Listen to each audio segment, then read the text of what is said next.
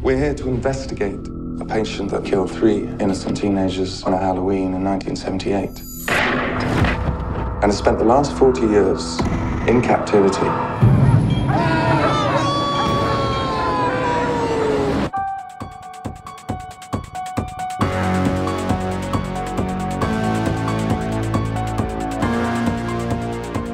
All right, Jamie Lee, John, let's go back in time. Tell me about the genesis of the first Halloween. How did that happen? What was the starting point? A guy said, we want you to make a low-budget horror movie. We'll give you $200,000. It's about babysitter murders. I said yes. About, I don't know, a month and a half later, a young lady came in to read for me, and her name is Jamie Lee Curtis. And she got the part. It was a slow It's all word of mouth. ascent. It was not. It wasn't a Jason Blum kind of right. thing. We didn't have it because how long was it in theaters? Long time. Like a year? Yeah. It Really? played for a long time, and so the build was long. So at the time when the movie finished and came out, obviously there was not this big understanding that it was this monster hit, and I truly got no work. Jamie was kind enough to play a secondary part in The Fog, but this, this got it you was some a work, but didn't it? but you see, at that point, then I got work. I did a couple subsequent horror films from that. I understood even then that if you didn't take the Scream Queen's crown off, A, somebody would knock it off, and B, you would never work in any other You'd never area. get out. What I remember is that the script had Laurie's name in it, that it was, and this is, you know, I'll say it to you now here, I'm sure I'll say it to you in other places. Don't embarrass me now, Jamie Lee. Please. I'm going to. Okay. It is truly maybe the only acting job I was ever given, which was really to create a character. And for that, I am eternally grateful because it gave me my life. Jason, your first memory of Halloween, the first time you saw it? The first time I saw Halloween, I think I was in high school, and I was still probably too young to see it.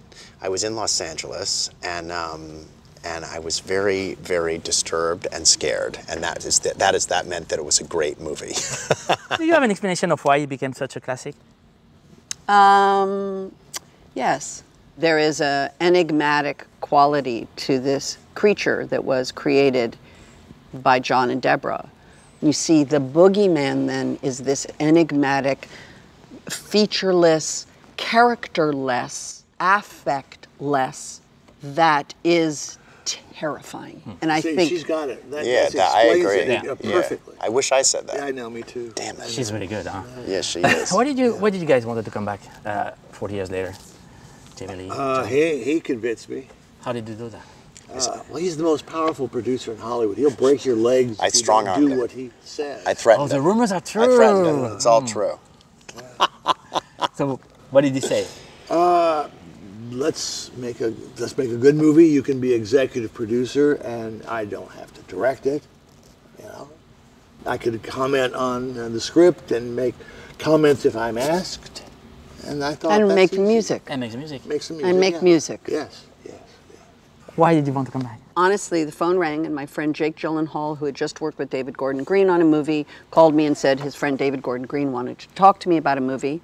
So David and I spoke, and he tried to explain the story, and I said, no, just send it to me. And within 8-10 pages, I understood what they were doing. And the reason why we're making the movie is, or at least the reason why Laurie Strode is in the movie, is trauma.